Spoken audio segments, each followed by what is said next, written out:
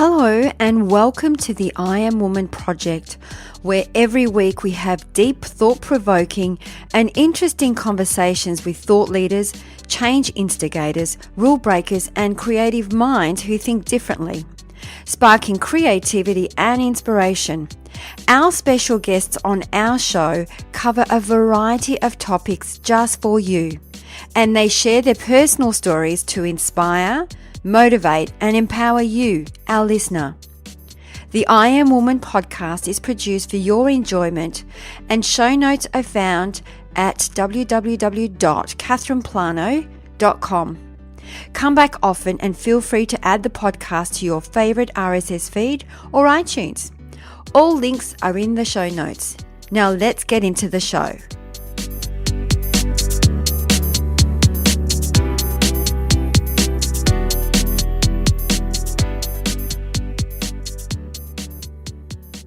Hello and welcome. This is Julianne Black and you're listening to the I Am Woman project, the place where collaboration meets inspiration and possibility. It is my pleasure to introduce you to Rebecca Coomes. Rebecca has the most beautiful energy and I'm thrilled to have her here to share her story. This will be a fascinating conversation as we deep dive into Rebecca. Welcome, Rebecca. Thanks so much for having me. I'm really excited to be here. Yeah, Ace. I've been so excited ever since we booked our interview time. I'm like, yay! Yeah. So let me share a little bit more about Rebecca. Rebecca Coomes is an entrepreneur, author, coach, and presenter. She is the founder of the Healthy Gut program and is the author of the world's first dedicated cookbook series for people suffering from small intestinal bacterial overgrowth, also known as SIBO. As Rebecca hit her 30s, she felt unwell, in pain and bloated. She was a successful marketer, working in busy corporate roles, had high levels of stress, drank too much, slept too little, and was left wondering if this was all there was to life. After fruitless tests and visits to the doctor, she turned to a naturopath in desperation to understand what was going on with her health. In 2005, she finally received the diagnosis of SIBO. After a lifetime of chronic illness, she finally had a diagnosis of what was wrong and why she'd suffered from digestive problems for so many years. In addition to SIBO, she also suffered from endometriosis and hemochromatosis. As she received treatment for her SIBO, Rebecca recognized there was much more to healing her body than just treating the condition itself. Not only did she need to heal her gut, but she realized she needed to change her mindset after a lifetime of chronic illness, improve how she moved and exercised her body, and review the nutrition she consumed. She also had to address her lifestyle and look at how she could incorporate this new way of living into her life. Today, Rebecca is passionate about helping other women live their best life by giving them the tools to empower them to take control of their health and happiness. She coaches women how to reconnect with their bodies through the Healthy Gut program, regularly holds workshops and shopping tours, teaching busy women how to buy the best produce available that's in season, and hosts the world's first SIBO cooking show. Wow, wow, wow, what a resume that is. Yeah, I've been a bit busy. And it's so real. I think that one of the standout points for me there is that you needed to change your mindset from being someone who was chronically ill for such a long time to being someone that could actually be healthy. Exactly. I identified as a sick person because I'd Yeah. always been a sick person. I'd been sick since day one. I was born 2 months premature. So I've really only known sickness. And getting a diagnosis of SIBO was, yes, I've got a diagnosis. I am sick. And I really had to change that around, okay, I have a condition. I have several conditions. But that doesn't define who I am. And so it's time to start acknowledging and being aware of the things I'm capable of doing, not the things that are holding me back.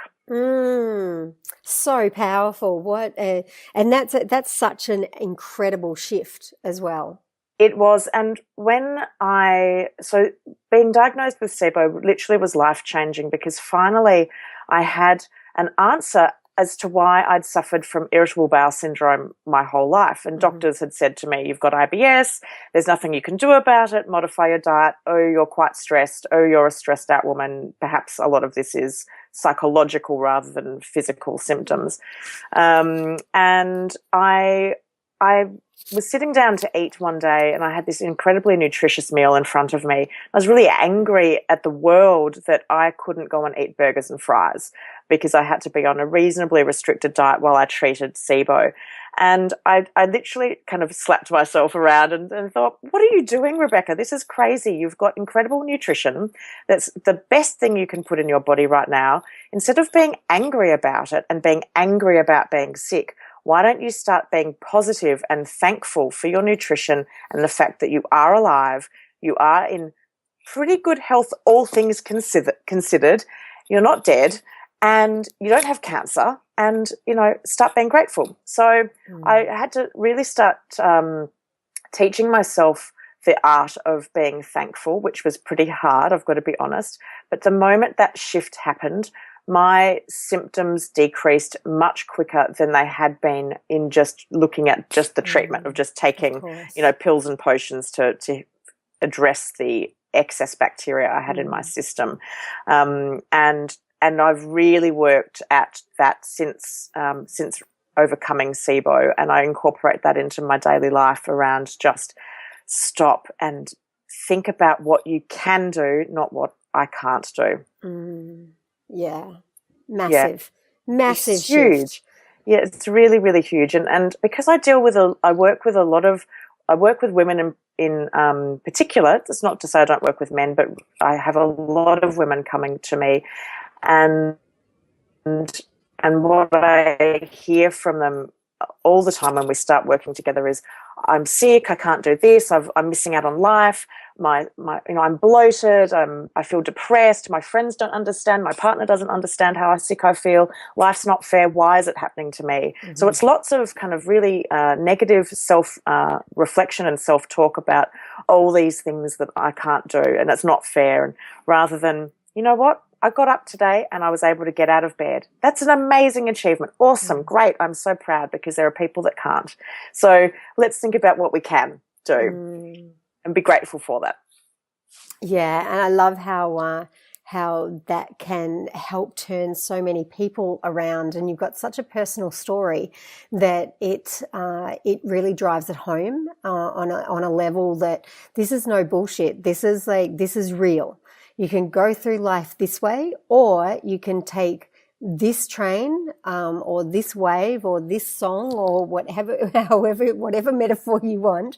Yeah. And you can be singing a very different tune, which will have you not only feel much better and happier within yourself, but the people around you will also want to be around you because you're that happy, vibrant, vivacious self that they fell in love with in the first place. Exactly. And all too often when we are chronically ill, as I was, and as many people are, we become pretty miserable to be around. And when all we talk about is how sick we feel, which is so easy to do when that's all you feel, we forget the impact that has on others around us, on our friends, family, and loved ones and partners. And we can be a bit of a burden. Yeah, well, it ends up being that misery breeds misery. So true. whoever's got the strongest point of misery, you will tend to bring and collate everyone down that rabbit hole. Exactly. And something else that happens, which is really interesting, which I've learnt through my journey of my own health and healing, is that when we are in this negative state, we're not allowing our parasympathetic nervous system to kick in. And so what is happening at a nervous system level, at a biological level, is that our system is ready for fight or flight. So if we're suffering from digestive problems, as I was my whole life, because I felt annoyed at what I couldn't eat, I would go into a meal feeling annoyed. Therefore, my brain was saying, things aren't good. It didn't know that I was annoyed that I couldn't eat burgers and fries. It was just saying, get ready because something bad might happen. And so when we're in that fight or flight state, our body it actually diverts its energy and attention away from the digestive system. And it's putting blood and focus onto the muscles, preparing them ready to fight that woolly mammoth, which is why we have a fight or flight mechanism, which is from where we evolved. But what happens to our food then is that it doesn't get digested properly, and the body might decide to store it as fat to come back to it later. Or it might pass it through really quickly because it's thinking, we're probably not going to need food. We're probably going to need to run.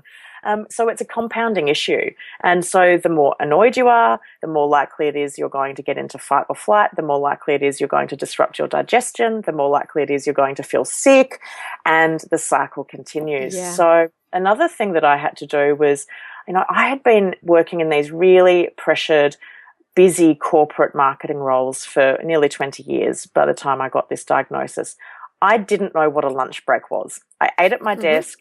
I ate with, my computer going. Often I'd be on a phone call. I might be checking my iPad for something else. I was like, go, go, go, go, go, go, go. Or I'd be walking somewhere, eating on the go, or driving my car and eating on the go.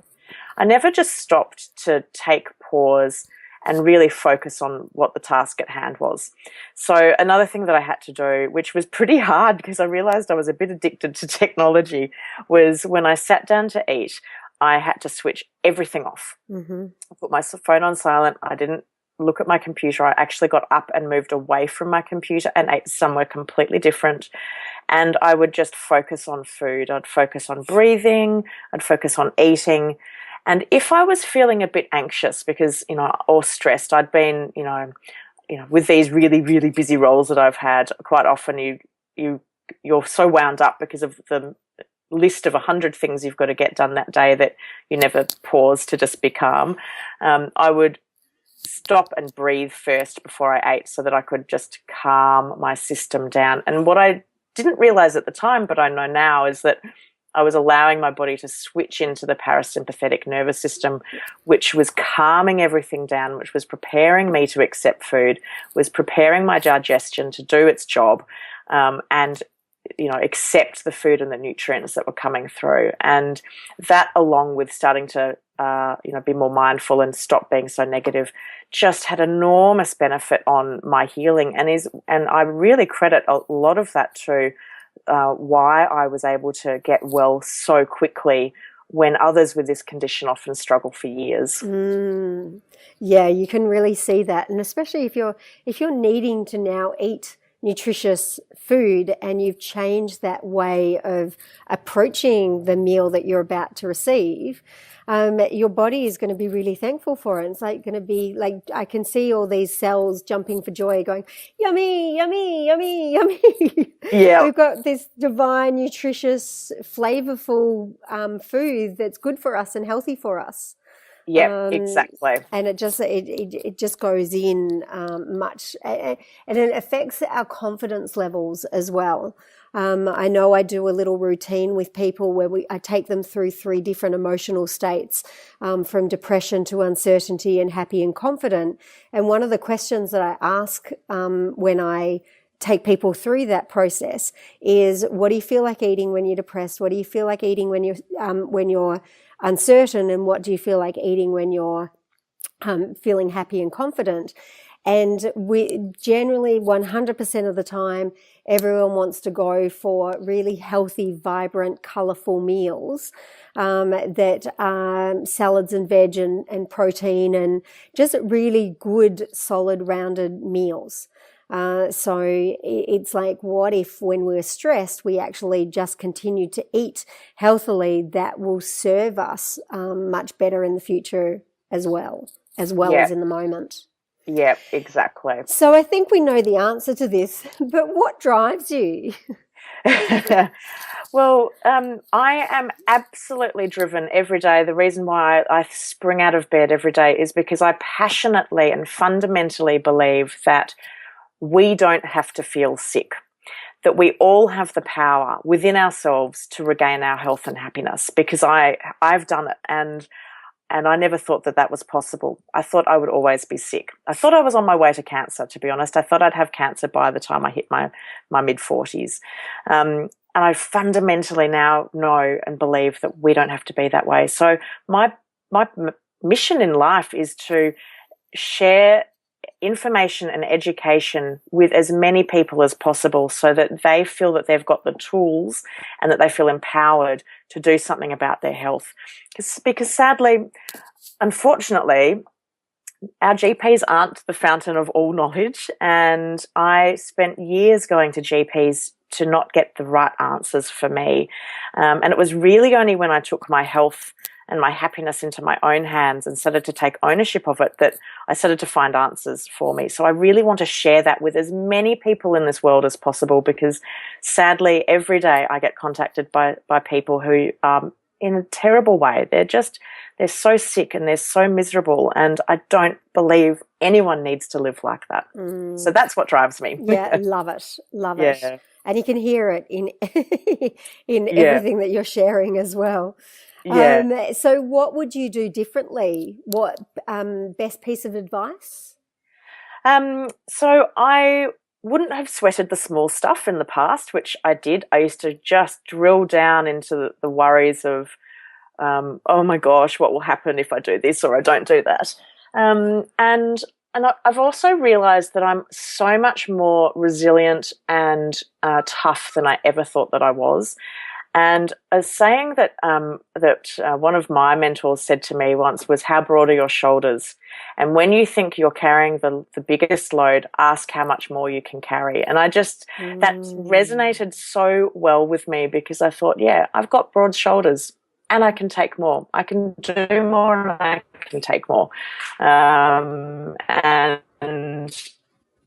that has been, great advice. And I wish I'd thought of that or known that when I was younger. Yes, that's really powerful. I think a lot of people will resonate with that. And I think the important distinction there is it's not that we have to take on more, it's that we can. And just because we have that alignment within ourselves that we can handle anything, I think that lightens the burden pretty much immediately. Yeah, definitely. The other thing that I wish I had listened more to was my intuition. I've known for a long time that my body wasn't working well, but I went to those who I thought knew best, and I didn't get the right answers at the time, and I shut down my intuition. My intuition was screaming, things aren't right, keep looking for answers. But my GPs, and I saw multiple, said, you're fine, your blood tests say you're fine, so therefore you are fine. But I wasn't fine. So I trust my intuition. It's there for a reason. My body is giving me messages loud and clear, and my lesson to my younger self is I wish I'd listened to that more. Yes, and I think that probably answers the next question about your greatest lesson. And I've learned a lot of lessons, but the one that really sticks with me is that it's okay to fail. And when I was younger, I wanted to lose weight. I didn't want to have IBS. But there was something that stopped me. I was a bit scared of starting in case I failed, so I didn't start. Or I'd half-heartedly start something, but I was kind of setting myself up to fail. So I'd go gluten-free, but then I'd eat something with gluten and it'd suffer symptoms and go, see, it doesn't work. And so it was this whole mindset around failure and worth and all the rest. Now I've changed that, and I now accept and acknowledge that failure is actually a really great lesson in life, providing you don't keep repeating the same mistakes. So I've let myself fail. What's been really interesting is, since acknowledging that failure is okay and giving myself the option to fail, I haven't failed. But if I do fail, I'm not going to be upset about it, because I'll see that it was a lesson I needed to learn, rather than that I have been a failure in life. Yeah. We have a beautiful saying, there's no failure, there's only feedback. Exactly. So if we have a look at that, that specific statement, it's literally about what are we receiving as evidence to prove ourselves right or prove ourselves wrong? Mm-hmm. Does it help us feel light and buoyant, or does it make us feel heavy and dark?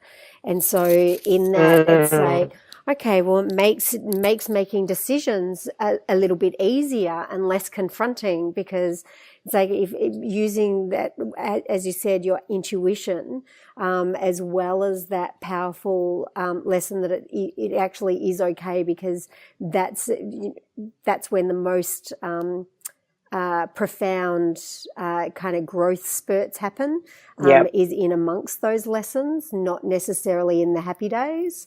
It's the profound insights that we have to our own coming home happens in the darkest moments. So I love that, and especially matching that with listening to your intuition, knowing that there's got to be another answer. And it's, I see it so many times with my own clients as well as people out in the world, that we want to believe in other people, and we want to believe that their word is correct, and that there is a certain amount of certainty when we seek advice from someone else. But it's nowhere near as important as using their advice and then kind of trying it on for size and seeing whether it matches your own values and your own intuition, because your intuition and your subconscious mind will always be there to have you live your best life.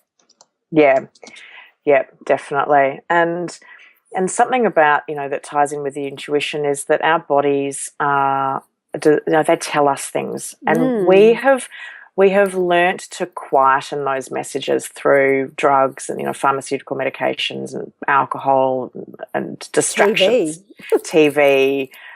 Busy at work. That's a classic for, I think, a lot of our listeners as well. Being busy at work is a way that we can be silencing. Yeah, exactly. Sometimes when, one of the things that I've had to address is I sadly experienced some pretty significant emotional trauma as a young person, and I'm only now really dealing with it because I didn't want to deal with it. It was hard to deal with it. It was hard to deal with the fallout of, dealing with this trauma.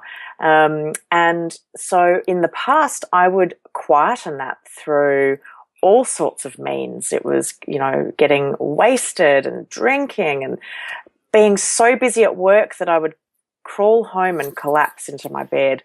Now I see there is, as hard as it is, it's really important to go back and own what happened to me and own being a survivor and a proud survivor of what's happened to me, rather than running away from it. And I am seeing enormous growth in myself psychologically, because I'm finally standing up and dealing with it, and I'm not distracting myself away from, what happened.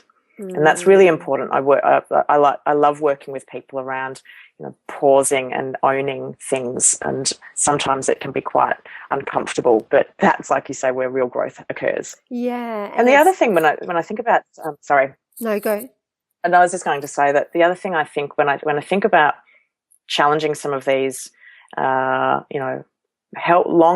beliefs and issues that I've had, is when I approach doing something new, and particularly if it involving other people, I always think to myself, what's the worst that can happen? So if the worst that can happen is that they say no, or I don't believe you, well, is that the worst? Is that really the worst thing in life?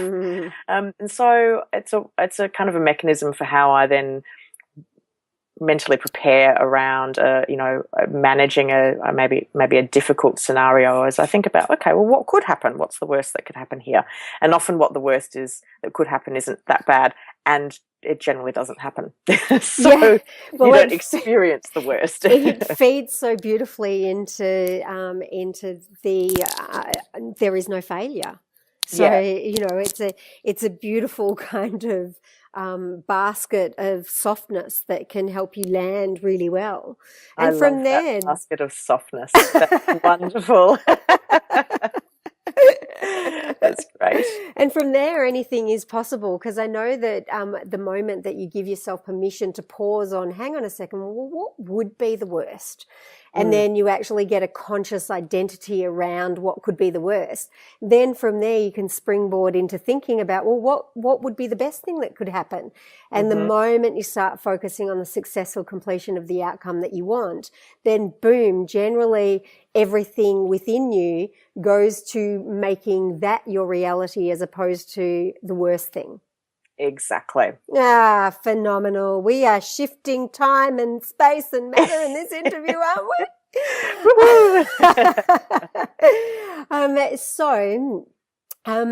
The greatest advice? So the greatest advice really is to believe in yourself and to believe that you are worthy of what you want to achieve or do.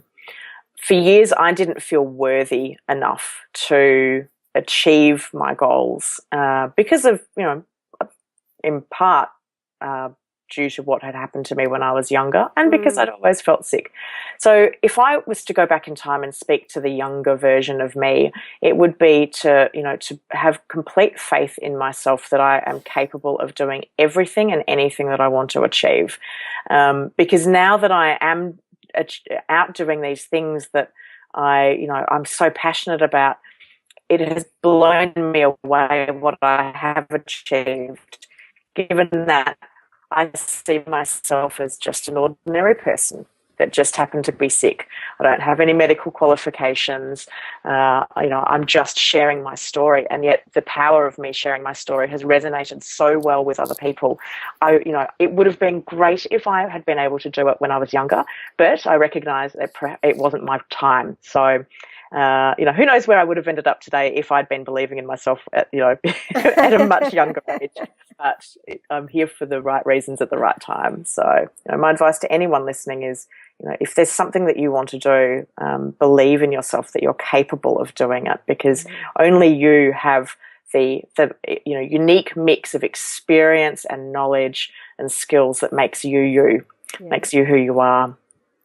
Dig deep and back yourself. I love it. Yeah. So what keeps you up at night? Excitement over my grand plans of what I want to do with this amazing life that I have. And, as I said at the start of our chat, I'm so driven to completely shake up the way that we approach health and wellness. And that, in the past we've had this model of, that we see a doctor, they hold all the information and we're drip fed what they think we need to know. Now that's changing, and I'm really excited by that. And I think that it's up to us to go out there and really change the way that we communicate and we share information and knowledge with each other. So that keeps me awake at night, because my brain is literally bursting with lots of new ideas and innovations on how I'm going to change things. Brilliant. I love it. Really big goals that I have set myself to achieve. And I tell you what, it will be an amazing thing, even if I just get close to them, because they're a pretty big stretch. But I'm excited about the journey that I'm taking to aim for those goals. Yes, and what I love about that is that it's only a pretty big stretch for who you are today, not necessarily for who you are tomorrow. Exactly. Yeah. So, has there been any one person that's been or thing or concept that's been the greatest influence for you? I've had a lot of influence over my life. My parents have obviously been a great influence, because they've taught me, they've always believed in me. No matter what I've done, they've always had such faith and guidance with me, which has been an incredible influence, because even though at times I didn't believe in myself, I knew I had their confidence and belief. So that's very powerful. And whilst I had a pretty tough start to life, I now have an incredible group of friends who inspire me daily, because they're out doing incredible things in their own worlds, and that makes me really happy to have the pleasure of knowing them and to be able to share their life journeys with them. And then I did something last year which has really been an incredible inspiration. I joined a business program, and the course itself was great, but I have met people like yourself and others who also have gone through this course, and they are completely inspirational because it's a bunch of entrepreneurial minded people who are out really wanting to shake up the world and shake up the way we do things. And every single day I'm inspired by who I just have the honor of knowing because of me taking a chance and deciding to invest in myself last year. So, yeah. And we haven't the honor of meeting you and walking this path with you. Yeah, it's been incredible. Yeah. So if you had to pick one word that best describes your personal brand, what would it be? Energetic. Yes, I think you can feel energetic. that. Yep. Okay, so what are 3 golden nuggets that you'd like to give our listeners today? Firstly, that your health is your most important asset and you are worth investing in it, because without your health, you really don't have much. You can't be your best when you don't have your health. And also I've learned that it's really hard to do it on your own. So that's my second piece of advice, that build your support team, whether it's in your business or whether it's in your personal world or whether it's around regaining your health and happiness. There are people out there that have the skills and expertise that you need that can help you on your journey. I haven't done it on my own. I have an incredible health and wellness team of experts who have helped me get to where I am today, and I will continue finding and working with people as I progress in my own journey of health, which will only end the day I take my last breath. And the same goes with business, that I look for people that have skills and expertise where I don't. I know what I'm good at, and I also know what I'm not good at, and so I work with people that can make me a better person. Mm-hmm. And the third piece of advice is that our bodies, and I've said this before in our chat today, is that our bodies are giving us signals and information every single moment. So it's so important to stop and listen and to stop masking the messages our bodies are telling us, because these bodies that we're in are so incredible. They want to be healthy and they want to heal. So if we listen to them, they will give us often the tools to help us get there. Mm-hmm. Brilliant. Brilliant, brilliant, brilliant. So what does the future storyline for Rebecca Coomes look, sound and feel like in one sentence? Wow. One sentence is going to be hard to put it in. So the future storyline for me is that I am educating and empowering people the world over to finally regain their health and happiness. Perfect. That's succinct. Future looks like. Perfect. Absolute clarity and certainty in that statement. I love it. So what's your website? We'll also have some links as to where to find you and all of that. But what's your website? So people can find me at thehealthygut.com.au, and that website obviously has links to all of my social media channels, but also my videos, my books, and lots more information about my coaching programs. Brilliant. Oh, brilliant. Thank you so much for joining us today. It's been such an honor to talk to you and hear your story and hear how you are really transforming not only yourself, but really set yourself up with that hero's journey to being in the best place possible to help others overcome their own issues with their own health and happiness. Oh, yeah. Brilliant. It's been an honor to chat to you today, Jules. So thanks for having me. You're very welcome. This is Julianne Black for the I Am Woman Project. Keep smiling and be brilliant now. That brings us to the end of another episode. I hope you enjoyed the show, as it is my mission to reach out and inspire as many individuals like you. And one of the best ways to help us achieve this goal is by giving us a good review on iTunes. It's easy and it only takes about 10 seconds. If you have any questions or special guests that you would like to hear from, please send us an email to support@catherineplano.com.au and we will get right back to you. You can also follow us on Instagram, Twitter or Facebook at Catherine Plano. That's it for now. Thanks for listening. Until next week, please take care.